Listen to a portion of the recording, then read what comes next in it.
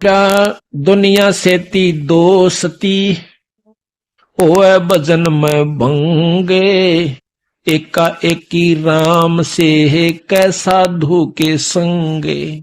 बिना सत्संगी के पास बैठन में भी आपको पाप लगेगा, आपका भजन भंग हो सकता है।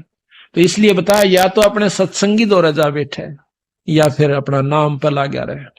अगर आप किसी दूसरे के पास बैठोगे हुक्का पाड़ पे, तो जान देने का लो पी लो मेरे यार, तो उन्होंने कहेगा ना मन तो छोड़ दिया। क्यों, क्या हो गया भाई, नाम ले लिया, ओ तुरो की सोचू ये खा कर बिल्ली नो कहा आज करण चाली, यानी 36 ताने मारेगा। और फिर नो कहेगा भाई काल न तो रोटी भी छुटवाओगे तेरी, यू नारा सत्संग देखा। तो आपके मन में विक्षेप हो सकता है, 1 दिन में 2 दिन में 3 दिन में तो जरूर अपना रंग वो चढ़ा कर मानेगा।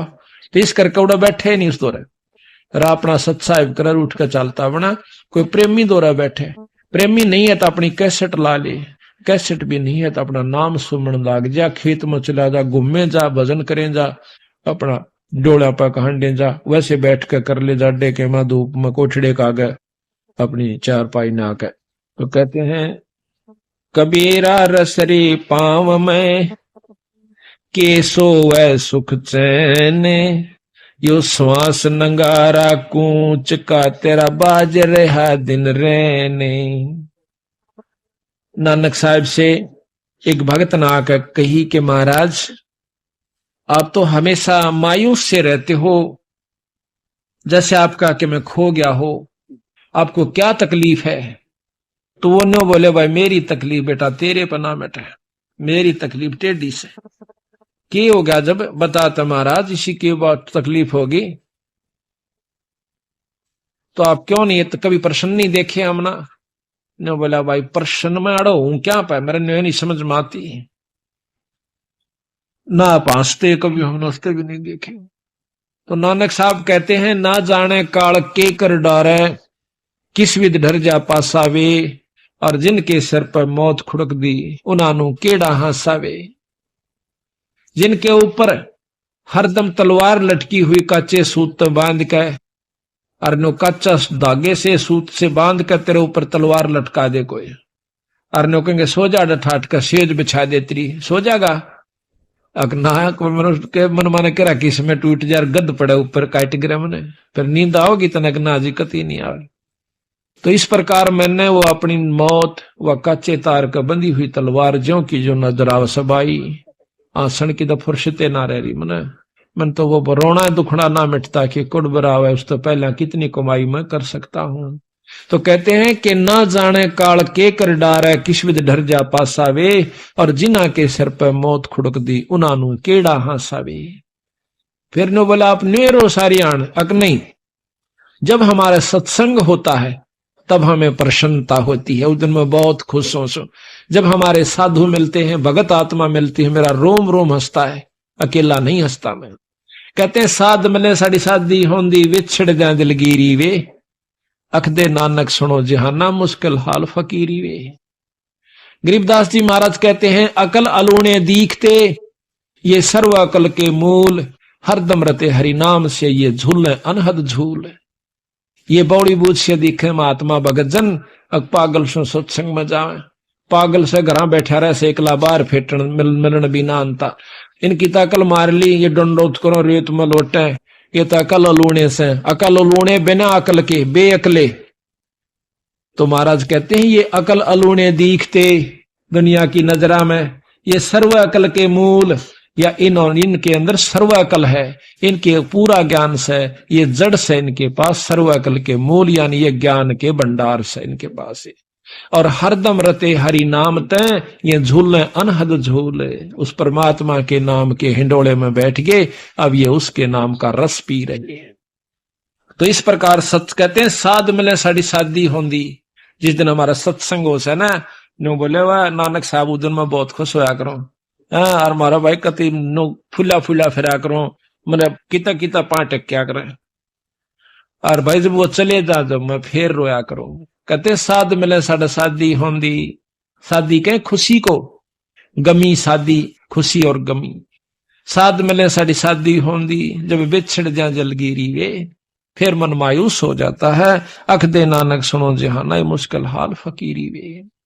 तो कहते हैं थे ओ वो दिन कर ले याद गर्भ में था डेरा, रोए था कि भजन करूंगा हर तेरा।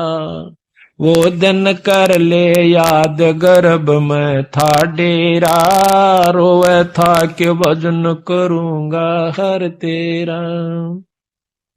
थे ऊपर न पैर तले न शर तेरा, रोए था क्यों भजन करूंगा। ओटी थी के भजन करूंगा हर तेरा।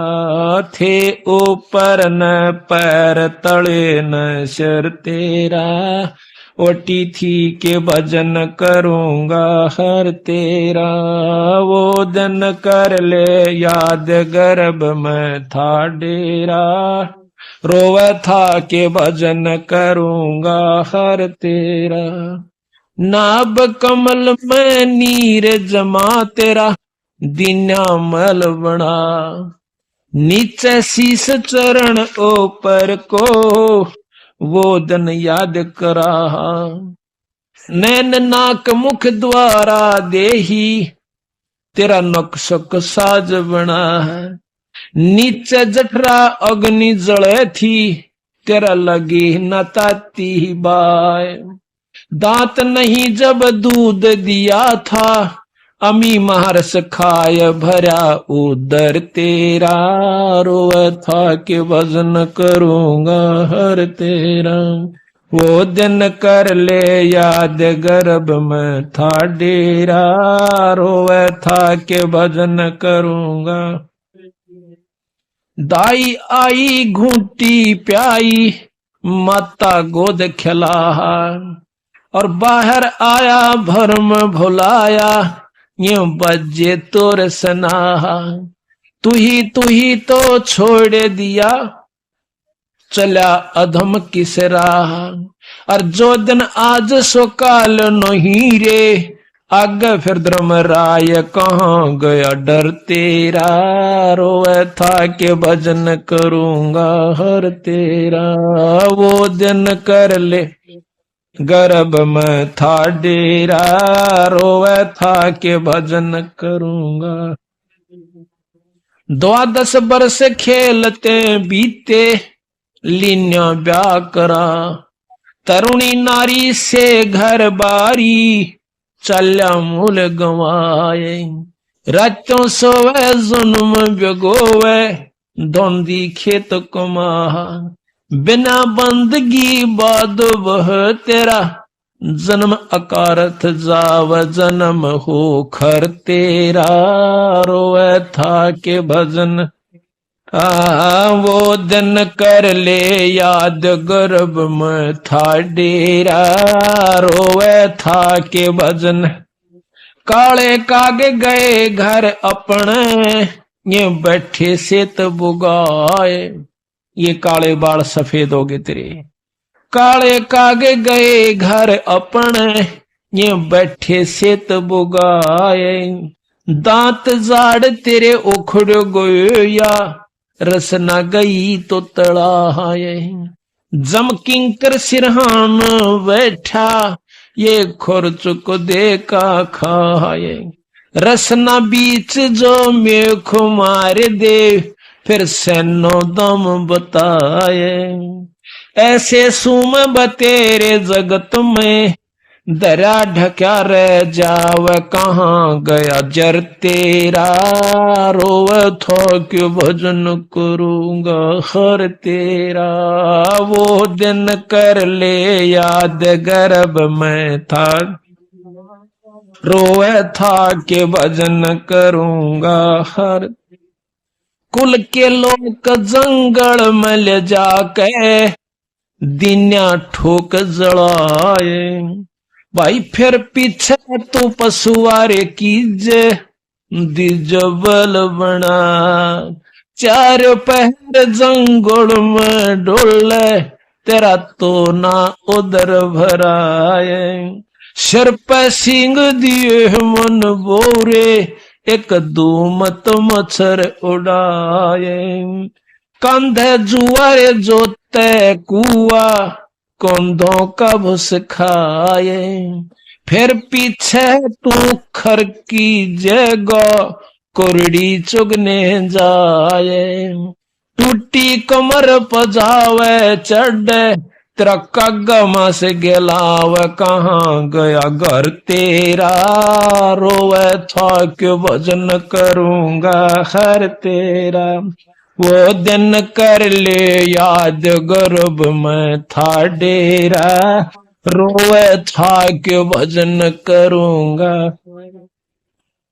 भाई सुख दिन 84 भुगती ही कहाँ रंक कहाँ राय कहते सुखदेव जैसे ऋषि ने भी लख 84 में जाना पड़ गया अभिमान अहंकार वश कहाँ रंक कहाँ राजा कहाँ गरीब और साहूकार की यहाँ पर नहीं बसावेगी सुख देने 84 भुगती कहाँ रंक कहाँ राह ऐसी माया राम बली की ऐसी माया काल बली की ये नारद मुनि भरमाए दारू पर लाद कबीर नाम दे रहे निशान घुराए दास गरीब चरण का चेरो शब्द शब्द समाय अमरपुर होया डेरा रोए था के भजन करूंगा वो दिन कर ले याद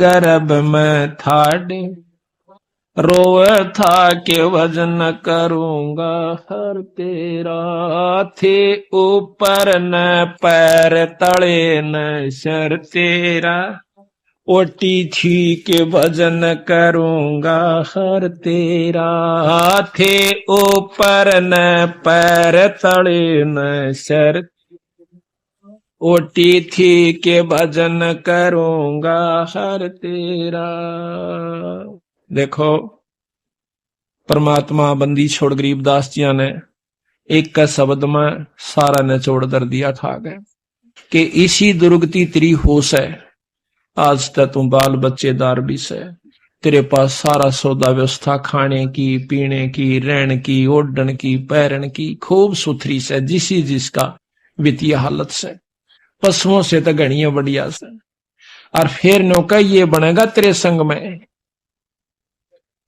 अब यह बात याद तो रह जा तो सत्संग और याद नहीं रंदी तो फिर कुसंगत बरगी कहा था कि मौत बेसारी बावर इतना अचरज कर दिया कौन है और तेरा तन माटी में मिल जाएगा जो माटी में एक गांव में हमने सत्संग कर दिया बुढ़ा खेड़ा में सत्संग किया पाठ कर रहे थे एक भगत से रमेश नाम से उसका नो बोला जी मन ने यो सत्संग नहीं सुना था आज हमारा गांव में उपदेशी बहुत से और पंथों के भी से लेकिन यह बात मैंने नहीं सुनी थी मन तर रात ने नींद नहीं आई आपने न्यू कहा सुबह 8 बजे 9 बजे 22 नाम मिलेगा आप सत्कर्मानियों मैंने सारी रात बैठ कर काटी है मतलब तड़के उठ दया लिया ना कह एक भगत जी ने बोला भाई 9-10 बजे बताओ नाम देंगे मतलब दार भी नहीं काट का मैंने रात ने कुत्ते और सब कुछ सुअर ये सारे कुछ न्यू क्यों नहीं दिखे भाई रे नूर नू बनेगी मारा गेला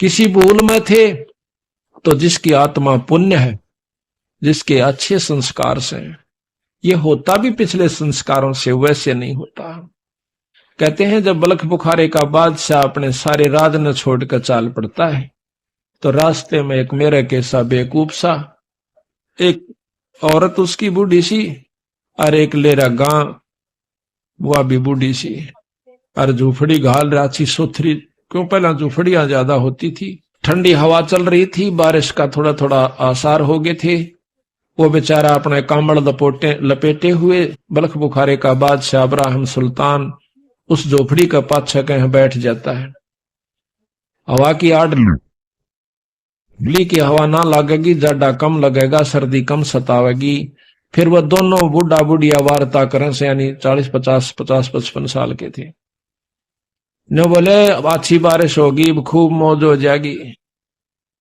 तो वहां कहते हैं हम इतना ठाठ हो गया अपने ते बलख बुखारा के बादशाह के भी कोई ना और वहां से देख मूर्खा नहीं हुए या आसमान रहे इस टूटी सी झोपड़ी में तो कहता है सुबह उठ के वो जब दिन निकलने वालिया न बोला भाई जी एक बार फिर कही हुआ है बात कौन सी कि बलख बुखारा के कर रहे थे न बोला तो किस सुने था अकमा थारी झूपड़ी के पाछे बैठा था भाई अपना मुंह काला कर रखा था उसने कि दुनिया पिछाड़ ना ले मार के छपके पानी के न बोला भाई मैं सू बादशाह बलख बुखारे का या तक काग की बीट से बोला के राजी हो रहा से आ चल तने सत्संग में ले चालू अपने नाम अपना पांडा छुटवा ले क्यों दुख पा रहा है ने बोला अपना काम करे न बौड़ी बूझ तो असल तो बुलक बुखारे का बादशाह ना दिखता होगा तो तेरे कैसा पागल नहीं मैंने जो रात छोड़ के आ गया तो महाराज कहते रांडी ढांडी ना तजे ये नरकवे काग और बुलक बुखारा छोड़ दिया थी कोई पछली लागे। सत साहेब जी, इस वीडियो के बनाने का उद्देश्य हमारा किसी को भी नीचा दिखाना व किसी की भावनाओं को ठेस पहुंचाने का नहीं है। इस वीडियो के बनाने का उद्देश्य हमारा अध्यात्म ज्ञान को जन जन तक पहुंचाना है। तो आइए देखते हैं जगत गुरु तत्वदर्शी संत रामपाल जी महाराज जी के आध्यात्मिक ज्ञान को। उनके द्वारा लिखी गई पुस्तक गरिमा गीता की पेज नंबर 120 से पंडित की परिभाषा विचार करें। अध्याय 5 के श्लोक 18 में पंडित की परिभाषा बताते हुए कहा है कि जो समदर्शी यानी ज्ञान योगी, तत्वदर्शी साधक यानी पंडित, तत्वज्ञानी गौ, कुत्ते, हाथी व चांडाल को एक समझता है, वह जीवत मुक्ता कहलाता है तथा भगवान प्राप्ति के लिए यानी भक्ति में लग चुका है। जो ऐसा नहीं करता वह बेशक बात बनाए 84 लाख योनियों का कष्ट भोगेगा तथा नरक में जाएगा। पंडित वही है जो छुआछात नहीं करता, जो चांडाल को भी एक जैसा समझता है, सब में परमात्मा को देखें तथा उस पर दया करे, धिक्कारे नहीं। साहिब कबीर द्वारा बेसे से वेद मंत्र बुलवाना। एक समय तोताद्री नामक स्थान पर विद्वानों का महासम्मेलन हुआ। उसमें दूर दूर के ब्रह्मवेता, वेदों, गीता जी आदि के विशेष ज्ञाता महापुरुष आए हुए थे। उसी महासम्मेलन में वेदों और पुराणों तथा शास्त्रों व गीता जी के प्रकांड ज्ञाता महर्षि स्वामी रामानंद जी भी आमंत्रित किए गए थे। स्वामी रामानंद जी के साथ उनके परम शिष्य साहेब कबीर भी पहुंच गए। श्री रामानंद जी साहेब कबीर को अपने साथ ही रखते थे क्योंकि स्वामी रामानंद जी जानते थे कि यह कबीर यानी कबीर देव साहिब परम पुरुष है। इनके रहते मुझे कोई ज्ञान और सिद्धि में पराजित नहीं कर सकता। सम्मेलन में इस बात की विशेष चर्चा हो गई कि श्री रामानंद जी के शिष्य कबीर साहिब जुलाहा है। यदि हमारे भंडारे में भोजन करेंगे तो हम अपवित्र हो जाएंगे, हमारा धर्म भ्रष्ट हो जाएगा। यदि सीधे शब्दों में मना करेंगे तो हो सकता है श्री रामानंद जी नाराज हो जाएं, क्योंकि श्री रामानंद जी उस समय के जाने माने विद्वानों में से एक थे। यह सोचकर एक युक्ति निकाली कि भंडारा 2 स्थानों पर शुरू किया जाए। एक तो पंडितों के लिए, जो पंडितों वाले भंडारे में प्रवेश करे उसे चारों वेदों के एक एक मंत्र संस्कृत में सुनाने पड़ेंगे। ऐसा न करने वालों को दूसरे भंडारे में, जो आम संगत यानी साधारण व्यक्तियों के लिए बना है, में जाएंगे, क्योंकि उनका मानना था कि श्री रामानंद जी तो विद्वान है यानी पंडित है, वे मंत्र सुनाकर उत्तम भंडारे में आ जाएंगे तथा साहिब कबीर यानी कबीर देव ऐसा नहीं कर पाएंगे क्योंकि उन्हें वे पंडित जन अशिक्षित मानते थे। अपने आप आम भंडारे में चले जाएंगे। फिर सत्संग यानी प्रवचन चल रहा था। उसमें वही उपस्थित पंडित जन संगत में मीठी मीठी बातें बनाकर कथाएं सुना रहे थे कि एक अछूत जाति की भीलनी यानी शबरी परमात्मा के वियोग में वर्षों से तड़प तड़प कर राह जो रही थी कि मेरे भगवान राम आएंगे, मैं उन्हें बेरों का भोग लगाऊंगी। प्रतिदिन बहुत दूर तक रास्ता बुहार कर आती है, कहीं मेरे राम भगवान को कांटा लग न जाए, क्योंकि मेरे भगवान के पैर कोमल है। मेरे भगवान राम बहुत अच्छे हैं। एक दिन वह समय भी आ गया कि भगवान श्री रामचंद्र जी आते दिखाई दिए। भिलनी शुद्ध बुद्ध भूलकर श्री रामचंद्र जी के मुख कमल की ओर बावलों की तरह निहार रही है। क्या मैं कोई सौपन तो नहीं देख रही हूँ, या सचमुच मेरे राम जी आए हैं? आंखों को मल मल कर फिर देख रही है। श्री राम व लक्ष्मण खड़े खड़े देख रहे हैं। इस पर लक्ष्मण ने कहा, शबरी, भगवान को बैठने के लिए भी कहोगी, या ऐसे ही ठठेठ श्री यानी खड़े तपस्वी बनाए रखेगी? तब मानो नींद से जागी हो, हड़बड़ाकर अपने सिर का फटा पुराना मैला कुचेला चिर उतारकर एक पत्थर के टुकड़े पर बिछा दिया और कहा कि भगवान बैठो इस पर। श्री रामचंद्र जी ने कहा कि नहीं बेटी, चीर उठाओ। यह कहकर उसका चीर उठाकर उसी के सिर पर रखना चाहा। भिलनी यानी शबरी रोने लगी और रोती हुई ने कहा, यह गंदा यानी मैला है न भगवान, इसलिए स्वीकार नहीं किया न। मैं कितनी अभागिन हूँ, आपके लिए उत्तम कपड़ा नहीं ला सकी, क्षमा करना भगवान। यह कहकर आंखों से अश्रुधार बह चली। तब श्री रामचंद्र जी ने कहा कि शबरी, यह कपड़ा मेरे लिए मखमल से भी अच्छा कपड़ा है, लाओ बिछाओ। फिर भगवान उसी मैले कुचेले चीर पर विराजमान हो गए और शबरी के आंसुओं को अपने पीताम्बर से पोंछने लगे। फिर शबरी ने बेरों का भोग भगवान को लगवाया। पहले बेर को स्वयं थोड़ा सा खाती यानी चखती है, फिर वही बेर श्री राम जी को अपने हाथों से खिला रही है।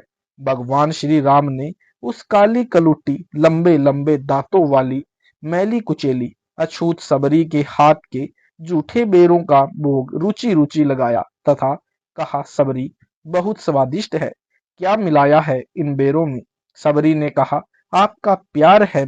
आपकी बेटी ने फिर लक्ष्मण को भी दिए कि खाओ बेर। लक्ष्मण गलानी करके श्री राम जी के भय से खाने का बहाना करके हाथ में लेकर पीछे फेंक देता है, जो बाद में द्रोणागिरी पर यानी शबरी के जूठे बेर संजीवनी बूटी बन गई और लक्ष्मण के युद्ध में मूर्छित हो जाने पर वही बेर फिर खाने पड़े। भक्त की भावना का अनादर हानिकारक होता है। जब आसपास के ऋषियों को मालूम हुआ कि श्री राम आए हैं, वो हमारे यहाँ आश्रमों में अवश्य आएंगे, क्योंकि हम ब्राह्मण हैं और भगवान श्री राम यानी क्षत्रिय हैं, अवश्य आएंगे। जब ऐसा नहीं हुआ तो सर्व ऋषि जन वन में साधना करने वाले यानी कर्म सन्यासी श्री राम को मिले तथा कहा, भगवान, एक ही नदी है जो साथ बह रही है, उसका पानी गंदा हो गया है, कृपया इसे स्वच्छ करने की कृपा करें। Page number 122। श्री रामचंद्र जी ने कहा कि आप सर्व योगी जन बारी बारी अपना दायां पैर नदी के जल में डुबोएं, फिर निकाल लें। सब उपस्थित ऋषियों ने ऐसा ही किया, परंतु जल निर्मल नहीं हुआ। फिर श्री राम ने उस प्रेमा भक्ति युक्त सबरी से कहा, आप भी ऐसा ही करें। तब सबरी ने अपने दायां पैर नदी के जल में डाला तो उसी समय नदी का जल निर्मल हो गया। सर्व उपस्थित साधुजन सबरी की प्रशंसा करने लगे तथा शर्मिंदा होकर श्री राम से पूछा कि प्रभु, क्या कारण है जो इस अछूत के स्पर्श मात्र से जल निर्मल हुआ, जबकि हमारे से नहीं? तब श्री राम ने कहा, जो व्यक्ति परमात्मा का सच्चे प्रेम से भजन करता है तथा विकारों से रहित है, वह उच्च प्राणी है। जाति ऊंची नीची नहीं होती है। आपको भक्ति साधना के साथ साथ जाति अहंकार भी है, जो भक्ति का दुश्मन है। गीता जी भी यही सिद्ध करती है कि कर्म सन्यासी यानी गृह त्यागी को अपने कर्तापन का अभिमान हुए बिना नहीं रहता। इसलिए कर्म योगी यानी ब्रह्मचारी या गृहस्थी कार्य करते करते साधना करने वाला भक्त कर्म सन्यासी यानी गृह त्यागी भक्तों से श्रेष्ठ है तथा जो पूर्ण परमात्मा की भक्ति करते हैं वो सर्वोत्तम है। कबीर साहिब कहते हैं कि कबीर, पोथी पढ़ पढ़ जग मुआ, पंडित भया न कोय, अढ़ाई अक्षर प्रेम के, पढ़े सो पंडित होए। प्रेम में जाति कुल का कोई अभिमान नहीं रहता, केवल अपने महबूब का ही ध्यान बना रहता है। सत्संग समाप्त हुआ। सत्संग समापन के पश्चात भंडारे का समय हुआ। दो ब्राह्मण वेदों के मंत्र सुनने के लिए परीक्षार्थ पंडितों वाले भंडारे के द्वार पर खड़े हो गए तथा परीक्षा लेकर वेद मंत्र सुनकर भंडारे में प्रवेश करवा रहे थे। साहिब कबीर यानी कबीर अग्नि भी पंक्ति में खड़े अपनी बारी का इंतजार कर रहे थे। जब साहिब कबीर की बारी आई, उसी समय एक पास में घास चर रहे भैंसे को साहिब कबीर ने पुकारा, ए भैंसा, कृपा इधर आना। इतना कहना था कि भैंसा दौड़ा दौड़ा आया तथा साहिब कबीर के चरणों में शीश झुकाकर अगले आदेश की प्रतीक्षा करने लगा।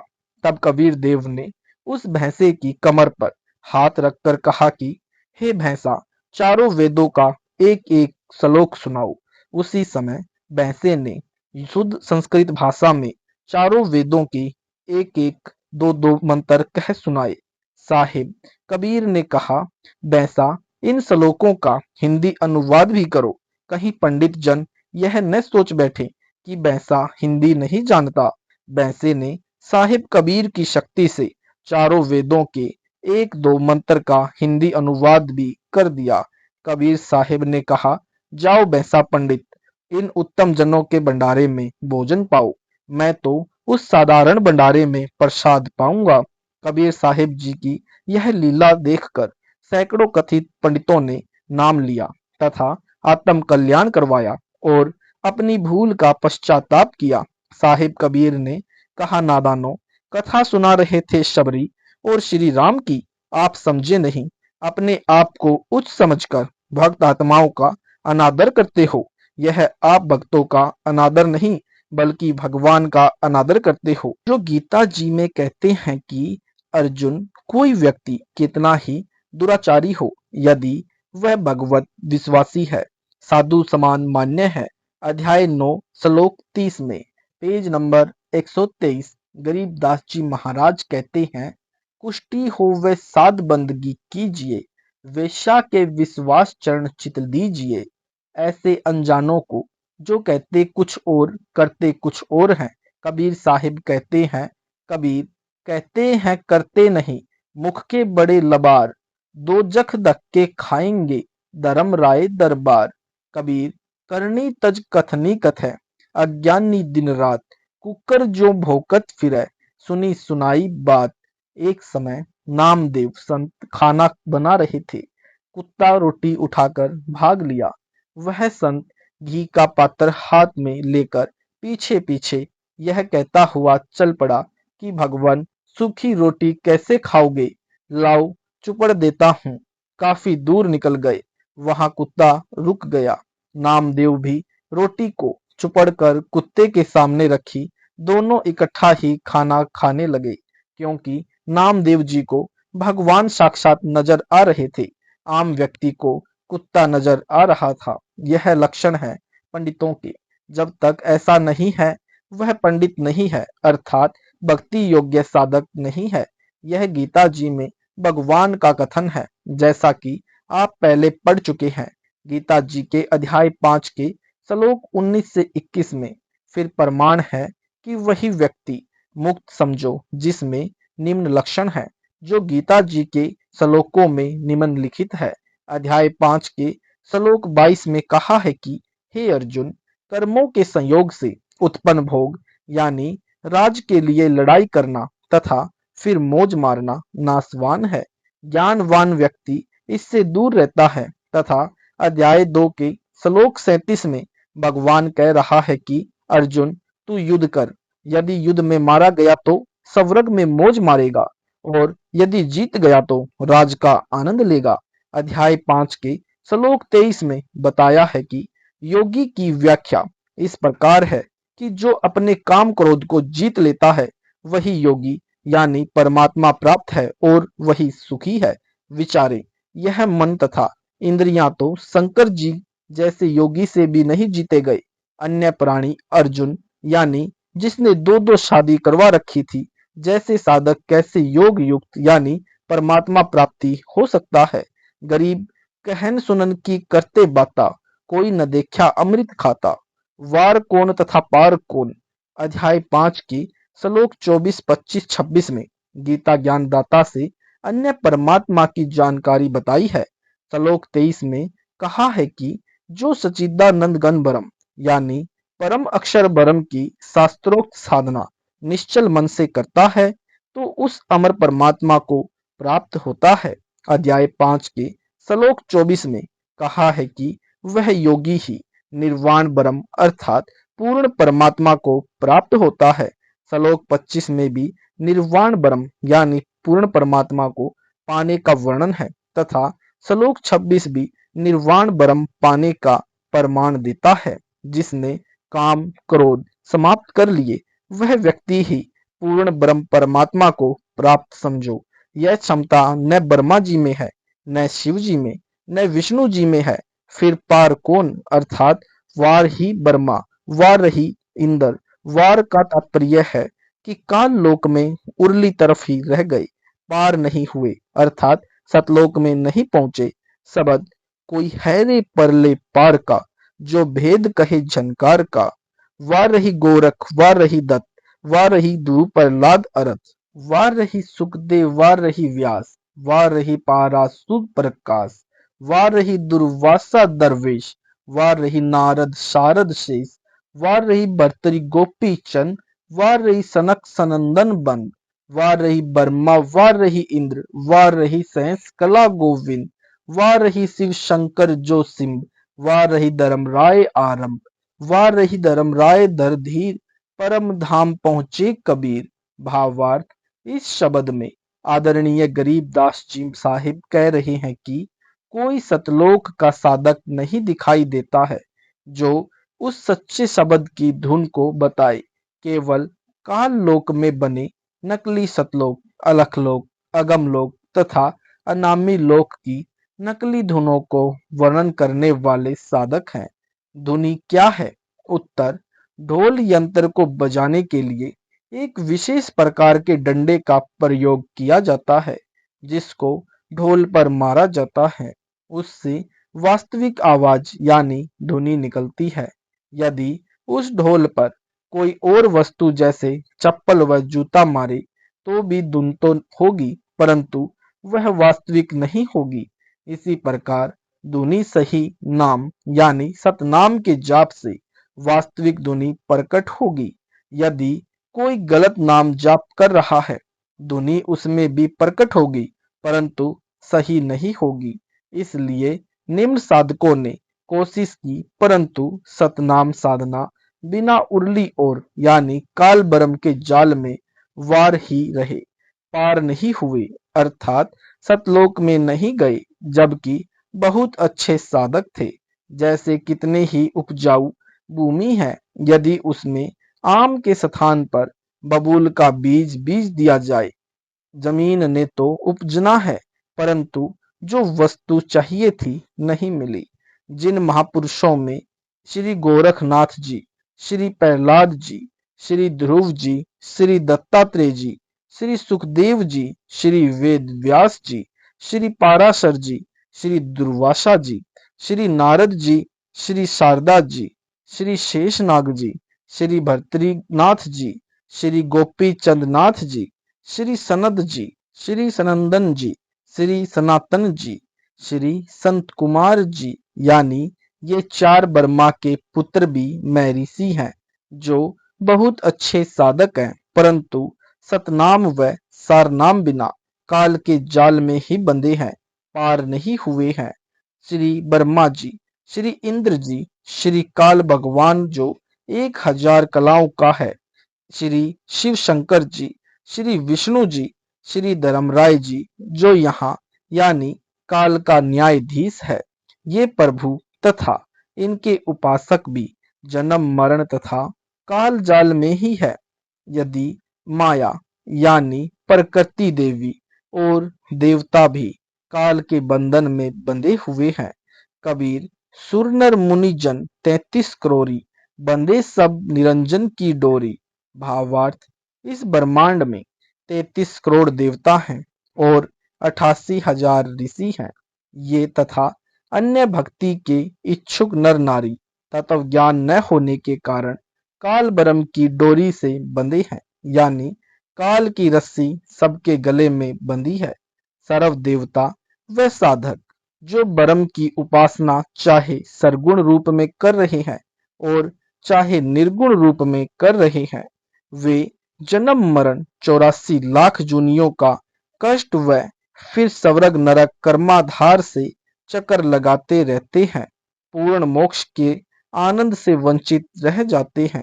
ये सब काल जाल में ही है, क्योंकि इनको सनातनाम व सारनाम का दाता कोई पूर्ण संत नहीं मिला। Page number 125। परम धाम यानी सतलोक में साहिब कबीर जी पहुंचे, जो सतनाम व सार नाम की उपासना को आधार मानकर सुमरण स्वयं करते थे तथा अपने शिष्यों को बताते थे। चारों वेदों यानी यजुर्वेद, सामवेद, ऋग्वेद, अथर्ववेद में भी परम धाम को पाने की विधि का ज्ञान नहीं है। साहिब गरीबदास जी महाराज कहते हैं कि मैंने सतनाम को साहिब कबीर जी से प्राप्त किया, फिर ऐसी लगन लगाई जैसे अलल पक्षी अपने माता पिता को पाने की जो आकाश में रहते हैं कोशिश करता है, तथा कुंज पक्षी की तरह पल पल कसक के साथ अपने सतलोक में जाने की तथा सत्पुरुष को पाने की हृदय से लगन लगाकर स्मरण किया, जिससे वह अपार असीमित लोक पाया और उस निर्गुण यानी गुणातीत सत्पुरुष को तेज पुंज के शरीर में देखा, जिसे 5 तत्व के शरीर रहित होने से अधूरे साधक निराकार परमात्मा कहते हैं। वह आकार में अपने सतधाम यानी सतलोक पर धाम में रहता है। अजप्पा जाप से विकार मरते हैं। गीता अध्याय 5 श्लोक 27-28 का अनुवाद। बाहर के विषय भोगों से मन को हटाकर शरीर के अंदर चल रहे श्वास से नाम स्मरण करते हुए श्वास व नाम जाप पर ध्यान लगाएं। श्वास उश्वास जो भ्रिकुटी यानी दोनों नाक छिद्रों के मध्य सुषुम्ना द्वार से अंदर बाहर होता है, उसको सम करके यानी अभ्यास से साधक साधना करता है। वह मोक्ष का अधिकारी मुनि यानी साधक इच्छा, भय और क्रोध से रहित हो जाता है। जो ऐसी स्थिति को प्राप्त कर लेता है, वह संसार में रहता हुआ भी मुक्त ही है। यानी अध्याय 5 श्लोक 27-28। विचार करें। अध्याय 5 के श्लोक 27-28 में वर्णन है कि श्वास के द्वारा सतनाम सुमरण से ही मन तथा विकारों को मार सकता है, वही मुक्त होगा। श्वासा पारस भेद हमारा, जो खोजे सो उतरे पारा। मन स्वयं काल का अंश है, जो 1000 भुजाओं का भगवान है। मन तथा विकारों को केवल कबीर साहिब यानी जो असंख्य भुजाओं के मालिक अर्थात समर्थ भगवान है के सुमरण यानी नाम से मारा जा सकता है। इसके अलावा अन्य जैसे ब्रह्मा, विष्णु, महेश व काल के जाप से मन काबू नहीं आ सकता। श्वास सुमरण यानी सतनाम के जाप से विकार मरते हैं। इसका प्रमाण आदरणीय नानक साहिब जी ने भी दिया है। पंजाबी गुरु ग्रंथ साहिब के पृष्ठ नंबर 646 यानी रामकली राग पौड़ी नंबर 68-69 में पूछा रहा है कि संसार में किस किस कारण से जन्म मरण होता है तथा कैसे समाप्त होता है। कित कित विधि जग उपजे पुरखा, कित कित विधि बिनस जाई। उत्तर दिया कि विकारों यानी काम, क्रोध, मोह, लोभ, अहंकार के वश होकर जीव जन्म मरण में रहता है। सच्चे सतनाम यानी सच्चे परमात्मा के सच्चे नाम यानी सतनाम से विकार समाप्त हो जाते हैं तथा नाम के बिना योग अधूरा है। इसलिए पूर्ण गुरु सेवे, गुरु मुख साच शब्द विचारे कोई। गुरु मुख सच वाणी प्रकट होई। गुरु मुख मन भीजे बुझे बिरला कोई। गुरु मुख निज घर वासा होई। गुरु मुख जोगी जुगत पिछाणे। गुरु मुख नानक एको जाने। Page number 126। साच शब्द का प्रमाण तथा हूमे विकारों को मारने का प्रमाण।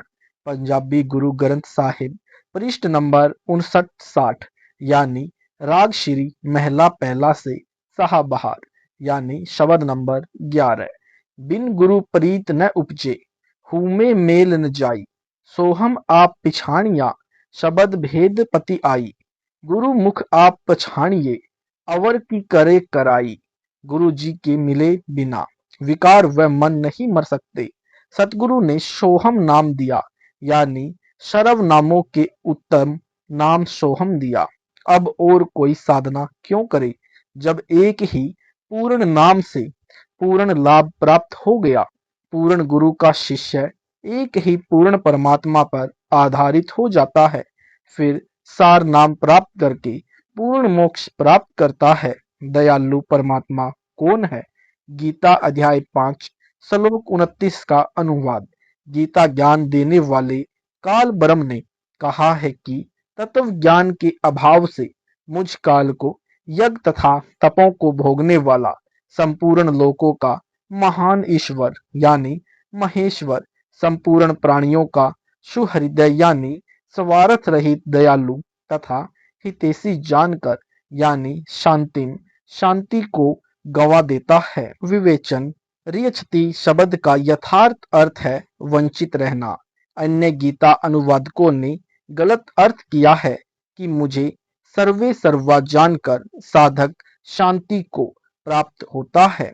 यह वैसे ही गलती है जैसी गीता अध्याय 18 श्लोक 66 में वर्ज का अर्थ आना किया है, जबकि वर्ज का अर्थ शब्द का यथार्थ अर्थ जाना है।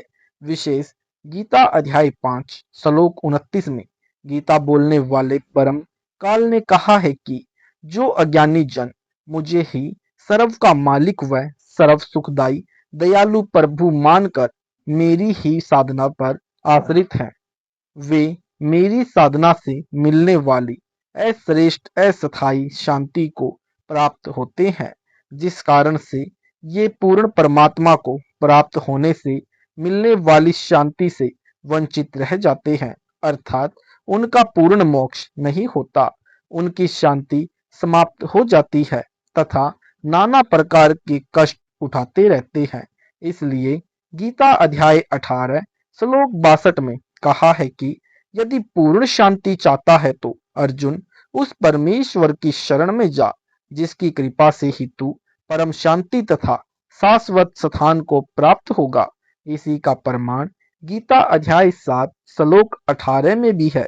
अपनी साधना से होने वाली गति को अनुत्तम यानी घटिया कहा है, विशेष क्योंकि काल यानी ब्रह्म भगवान तीन लोक के यानी ब्रह्मा विष्णु महेश भगवानों तथा 21 ब्रह्मांड के लोकों का मालिक है, इसलिए ईश्वरों का भी ईश्वर है, इसलिए महेश्वरों का कहा है। तथा जो भी साधक यज्ञ या अन्य साधना यानी तप करके जो सुविधा प्राप्त करता है, उसका भोगता यानी खाने वाला काल ही है। जैसे राजा बनकर आनंद करना, नाना प्रकार के विकार करना, इन सब का आनंद स्वयं काल भगवान मन रूप से प्राप्त करता है तथा फिर तप्त शिला पर गर्म करके उससे वासना युक्त पदार्थ निकाल कर खाता है। अज्ञानतावश नादान प्राणी इसी काल भगवान को दयालु व प्रेमी जानकर शांति को प्राप्त हैं। जैसे कसाई के बकरे अपने मालिक को देखते हैं कि वह चारा डालता है, पानी पिलाता है, गर्मी सर्दी से बचाता है, इसलिए उसे दयालु तथा प्रेमी समझते हैं, परंतु वास्तव में वह कसाई उनका काल है, सबको काटेगा, मारेगा तथा स्वार्थ सिद्ध करेगा। ऐसे ही काल भगवान दयालु दिखाई देता है, परंतु सर्व प्राणियों को खाता है, इसलिए कहा है कि उनकी शांति समाप्त हो जाती है, अर्थात महाकष्ट को प्राप्त होते हैं। गीता अध्याय 15 श्लोक 17 में कहा है कि उत्तम पुरुष अर्थात श्रेष्ठ परमात्मा तो कोई अन्य ही है। पेज नंबर 127 जो तीनों लोकों में प्रवेश करके सर्व का धारण पोषण करता है, वह वास्तव में अविनाशी है, वह परमात्मा कहा जाता है। अपने विषय में गीता ज्ञानदाता अध्याय 11 श्लोक 32 में कहता है कि अर्जुन मैं काल हूँ, सर्वलोकों यानी मनुष्यों को खाने के लिए आया हूँ, जिसके दर्शन करके अर्जुन जैसे योद्धा की शांति भी चली गई। वह भय के मारे कांप रहा था। इसलिए इसी अध्याय 5 श्लोक 24 से 26 में गीता ज्ञानदाता से अन्य शांत ब्रह्म का उल्लेख है। इससे यह भी प्रमाणित हुआ कि गीता ज्ञानदाता शांत ब्रह्म नहीं है, अर्थात काल है।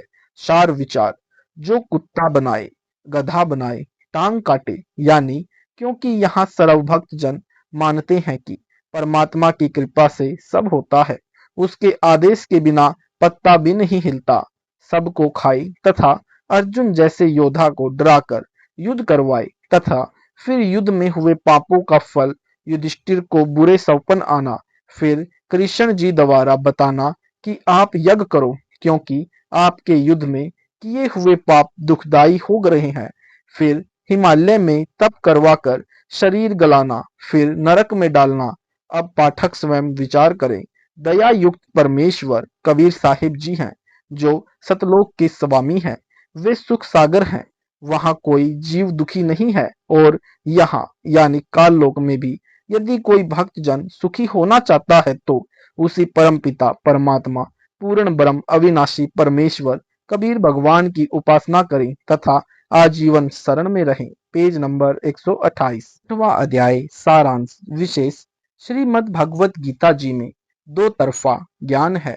अध्याय 3 श्लोक 1-2 में अर्जुन ने यही कहा कि आपकी दो तरफा बातों से मैं विचलित हो रहा हूँ। जैसे गीता अध्याय 3 श्लोक 3 से 8 में कर्म त्याग कर एक स्थान पर बैठकर यानी कर्म संन्यास प्राप्त करके साधना करने वाले को पाखंडी बताया है तथा कर्म योग अर्थात कार्य करते करते साधना करने वाले यानी योगी को भक्त को श्रेष्ठ ठहराया है। फिर गीता अध्याय 6 श्लोक 10 से 15 में एक स्थान पर विशेष आसन पर बैठकर नाक के अग्रभाग पर ध्यान लगाने को कहा है। इन श्लोकों यानी अध्याय 6 के श्लोक 10 से 15 में अध्याय 3 श्लोक 3 से 8 का खंडन है। अध्याय 6 श्लोक 2 में काल भगवान ने दोनों ही प्रकार की साधना करने वाले साधकों की साधना का विवरण दिया है। पूर्ण परमात्मा की साधना के विषय में गीता अध्याय 4 श्लोक 34 में वर्णन है कि तत्वज्ञानी अर्थात तत्वदर्शी संत से प्राप्त कर। गीता अध्याय 6 श्लोक 1 से 9 तक पूर्ण परमात्मा का कृपा पात्र विधिवत साधक ही वास्तव में सर्व सुख प्राप्त करता है, क्योंकि पूर्ण परमात्मा शास्त्र अनुकूल साधक का सच्चा साथी है, जिससे उसका मन रुकता है। मन तो ब्रह्म यानी काल है, यह पूर्ण परमात्मा से डरता है। दूसरे जो शास्त्र विधि त्याग कर साधना करते हैं वे असफल रहते हैं। गीता अध्याय 6 श्लोक 7 में गीता ज्ञान देने वाले ने अपने से अन्य परमात्मा का ज्ञान बताया है कि तत्व ज्ञान प्राप्त भक्त तत्वदर्शी संत से दीक्षित यानी परमात्मा सहमित परमात्मा के अनुकूल चलता है। सुख दुख मान अपमान से विचलित न होकर शांत रहता है, परमेश्वर की रजा में प्रसन्न रहता है। उसके लिए परमात्मा प्राप्ति के अतिरिक्त कुछ भी शेष नहीं रहता। फिर अध्याय 6 श्लोक 10 से 15 में गीता ज्ञानदाता ने अपने द्वारा बताए गए भक्ति साधनाओं का विवरण दिया है, जो इसका वेद विरुद्ध मत है, क्योंकि वेद अनुसार साधना का वर्णन गीता अध्याय 3 श्लोक 3 से 8 में है। इसलिए अध्याय 6 श्लोक 32 में कहा है कि वास्तव में सर्वश्रेष्ठ साधक तो वही है जो शास्त्र अनुकूल साधना करता है। अर्जुन ने अध्याय 6 श्लोक 33-34 में पूछा, भगवान जो उपरोक्त साधना की विधि मन को रोकने की आपने कही है, मुझे नहीं लगता कि मन वश हो सकता है। मन को रोकना तो वायु को रोकने के समान अर्थात अति असंभव है। भगवान ने श्लोक 35-36 में स्वीकृति दी है कि वास्तव में मन को रोकना बहुत कठिन है, परंतु जो शास्त्र अनुकूल साधना से पूर्ण प्रभु के सहयोग से विजयी आत्मा है वही मन को रोक सकता है। गीता अध्याय 6 श्लोक 1 से 9 का सारांश। गीता अध्याय 6 श्लोक 1 का सारांश। तत्व ज्ञान को समझकर कर्तव्य भक्ति कर्म करने चाहिए। जो साधना करे उसका फल यानी लाभ प्राप्ति के लिए उद्देश्य बनाकर न करे। जैसे नौकरी लग जाए तो नाम का इतना जाप करूंगा या करूंगी, इतना धन धर्म में लगाऊंगा या लगाऊंगी। जो इस तरह मनोकामना न करके अपना कर्तव्य समझकर साधना करता है वह वास्तव में सन्यासी तथा योगी यानी भक्त है। केवल घर त्याग कर जंगल में जाकर घास फूस पत्ते फल खाने वाला यानी अग्नि से पकाकर भोजन न खाने वाला अग्नि का त्यागी है, वह सन्यासी नहीं है। तथा क्रियाओं यानी दैनिक कार्यों को त्याग देने वाला भी योगी यानी भक्तजन नहीं है। Page number 129। गीता अध्याय 6 श्लोक 2 का सारांश। जो संकल्पों का त्याग नहीं करता वह योगी यानी भक्त नहीं है। जो फल की इच्छा त्याग कर भक्ति करता है उसी को सच्ची भक्ति जान यानी 62। गीता अध्याय 6 श्लोक 3 का सारांश। निष्काम भाव यानी सांसारिक इच्छाएं त्याग कर यानी मुनि मुनि यानी भक्त के लिए भक्ति करना कहा जाता है, जो साधक के लिए कल्याणकारक है। गीता अध्याय 6 श्लोक 4 का सारांश। योगारूढ़ यानी भक्ति में संलग्न भक्त साधना काल में कर्मों को करता हुआ भी मंत्र पर ध्यान रखता है। जैसे ड्राइवर यानी कार बस या अन्य गाड़ी के चालक गाड़ी चलाते चलाते भी साथी से बातें करते हैं, गाड़ी भी चलाते हैं। उस समय वह केवल अपने चालक कार्य में ही आसक्त नहीं होता। इसी प्रकार भक्त कार्य करते करते भी भक्ति करता है, उसका ध्यान केवल कार्य में लिप्त नहीं रहता। ऐसे अभ्यास में परिपक्व साधव योगारूढ़ कहा जाता है। गीता अध्याय 6 श्लोक 5 से 6 का सारांश। सत्य साधना करने वाला निष्काम भगत अपने आप का मित्र है। जो इच्छा करके भक्ति करता है विकार भी करता है वह अपने आप का शत्रु है। गीता अध्याय 6 श्लोक 7 का सारांश। गीता ज्ञानदाता ने कहा है कि जो साधक गर्मी सर्दी तथा दुख सुख में भी परमात्मा यानी सच्चिदानंद घन ब्रह्म परमात्मा की भक्ति करता है वह यानी परमेश्वर में सम्यक प्रकार यानी सच्ची लगन से स्थित है यानी सच्चा भक्त है। गीता अध्याय 6 श्लोक 8-9 का सारांश। जिन साधकों का अंतकरण संपूर्ण अध्यात्म ज्ञान को जानकर संतुष्ट है कि इसके अतिरिक्त कोई जानना शेष नहीं, जिनकी आत्मा निर्मल हो गई है, उसके लिए संसारिक पदार्थ कोई महत्व नहीं रखते, वह योगी साधक युक्त यानी परमात्मा की भक्ति में लीन कहा जाता है। वह मित्र शत्रु सुहृदय यानी सबका हितैषी द्वेष करने वालों में तथा धर्मात्माओं बंधुओं तथा पापियों में भी समान भाव रखने वाला विशेष भक्त है। गीता अध्याय 6 श्लोक 10-15 का सारांश। इन श्लोकों में गीता ज्ञानदाता ने अपना मत बताया है कि जो वेद विरुद्ध है यानी सूक्ष्म वेद के भी विरुद्ध है, क्योंकि यजुर्वेद अध्याय 40 श्लोक 15 में कहा है कि यानी ओम कृतु समर किल्वे समर कृत्रुम समर। भावार्थ ओम नाम का जाप मनुष्य जीवन का मुख्य कर्तव्य जानकर स्मरण कर, विशेष तरफ के साथ स्मरण कर तथा कार्य करते करते स्मरण कर।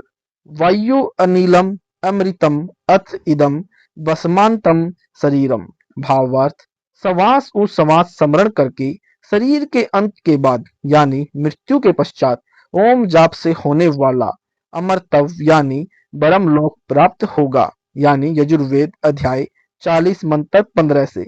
सूक्ष्म वेद में कहा है कि नाम उठत नाम बैठत नाम सोवत जागरे नाम खाते नाम पीते नाम सेती लागरे। भावार्थ गुरु जी द्वारा दिए नाम का जाप दैनिक कर्म करते करते कर सुबह उठते ही परमात्मा का नाम जाप कार्य से आराम करते समय व्यर्थ न बैठे, नाम जाप कर। किसी विशेष आसानी की आवश्यकता नहीं है, न किसी विशेष मुद्रा की आवश्यकता है। जैसे भी विश्राम के समय बैठते हो उसी तरह बैठकर नाम जाप कर। रात्रि में सोने से पहले नाम जाप कर, उठकर कार्य करते करते नाम जाप कर, खाना खाने से पहले नाम का जाप कर, पानी पीते समय परमात्मा को याद कर। सत साहिब जी, आपको ये वीडियो अच्छा लगा तो वीडियो को लाइक करें, शेयर करें, कमेंट करें। ऐसी वीडियो देखने के लिए हमारे चैनल को सब्सक्राइब जरूर करें। सत साहिब जी, मिलते हैं अगली वीडियो।